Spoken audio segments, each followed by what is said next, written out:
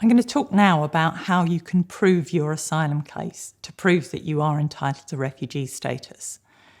If you're claiming on the basis of your sexual orientation or gender identity, then one of the most difficult things will be proving that your sexual orientation or gender identity is as you claim it.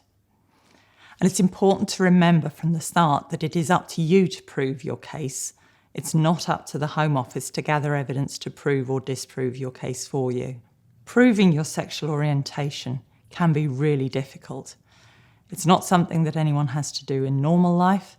Normally, if someone tells you that they're lesbian, gay or bi, you just believe them. And so the immigration officer or official who listens to your story may think that you're lying to them about your sexual orientation or gender identity. So how do you prove your sexual orientation? Well, the key thing is that there is no one way, there is no right way. There is no particular piece of evidence that will prove it for certain. All you can do is tell them your story and provide evidence that backs up your life and your experiences.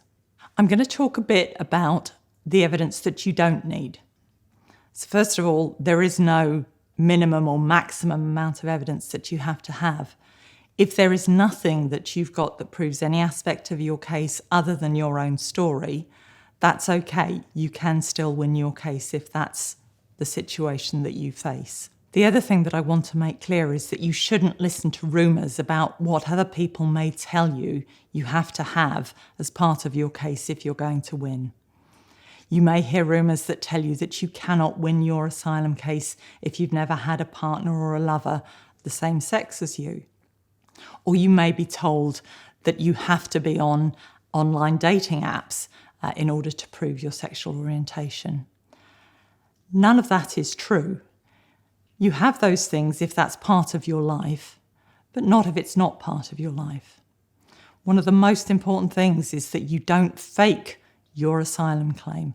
That means don't give them evidence that isn't true, and don't try and pretend a life that isn't really yours.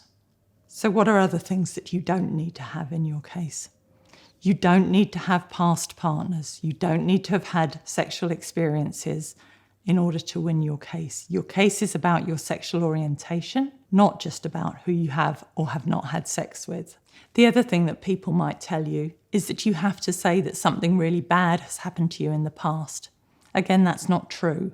If something bad has happened to you, then that's obviously important and relevant.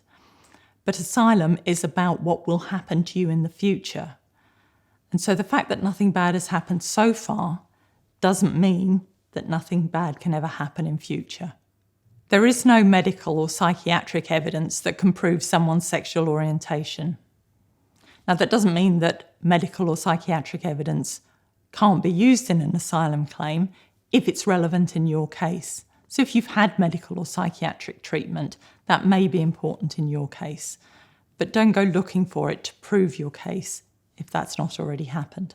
It's not necessary for you to give the Home Office sexually explicit video or photograph recordings. The Home Office won't look at those. And anyway, simply videoing sexual activity doesn't prove your sexual orientation. If you do have existing videos or photographs that are just part of your life to date, then you can give those to the Home Office just to prove that they exist.